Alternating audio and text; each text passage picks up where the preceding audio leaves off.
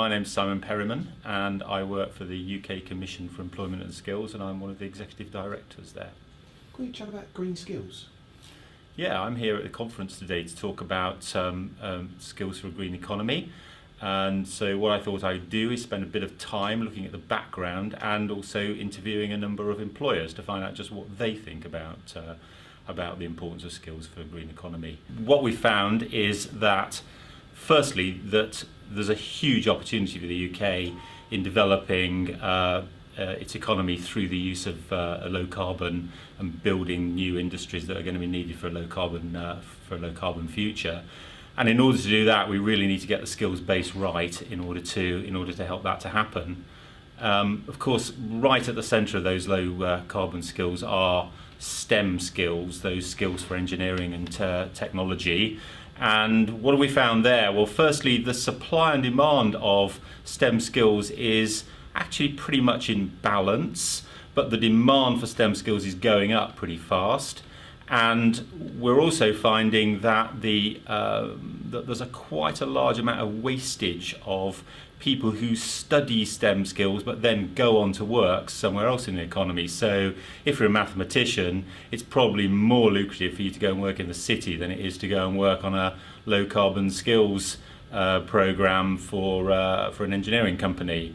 So there's a big issue that this industry has got to address about the attractiveness of the industry for individuals and getting the balance right in that respect. Really interesting to see, for example, Siemens working with SEMPTA, the Sector Skills Council for Engineering, on renewable technology around wind farms in the North Sea and building a whole supply chain of skills for that sector, looking also at the automotive manufacturers like Toyota and Nissan, who are developing techniques to help them to maximise their efficiency in their factories, but also again encouraging the development of apprenticeships that are in low carbon technologies and in helping their supply chains to build the understanding about how to develop low carbon.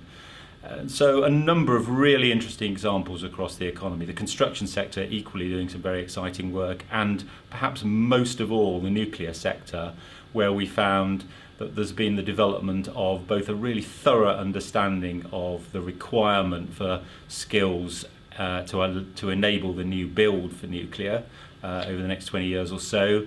The development of a skills academy that is really going to help to drive nuclear skills forward, and a whole variety of other projects to support the construction of that new nuclear environment. So some really good work.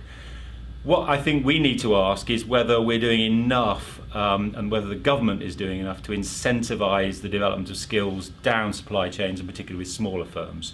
So we are now putting in place investment funds which are going to help to each industry to develop the solutions that it needs in order to move forward with the development of the right kind of skills for a low carbon economy.